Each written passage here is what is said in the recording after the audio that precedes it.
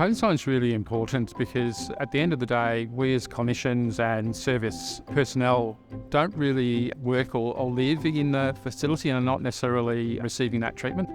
I think I'm a youth that was tired of other people telling me what to do and what would be best for me. And I think the whole importance of co-design is that everyone is listening to everybody.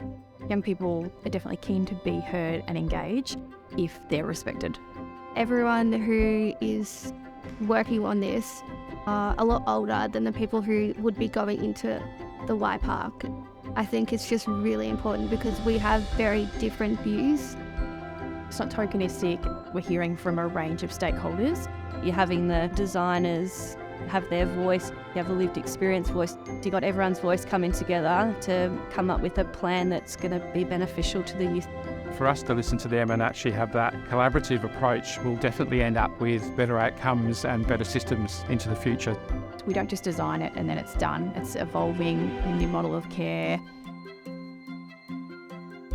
There wouldn't really necessarily be a use for two family spaces. We were like, I don't think that's needed. We could use that space as a multi-faith room. When we consulted the other youth, they really wanted a multi-faith room and the plan didn't have one.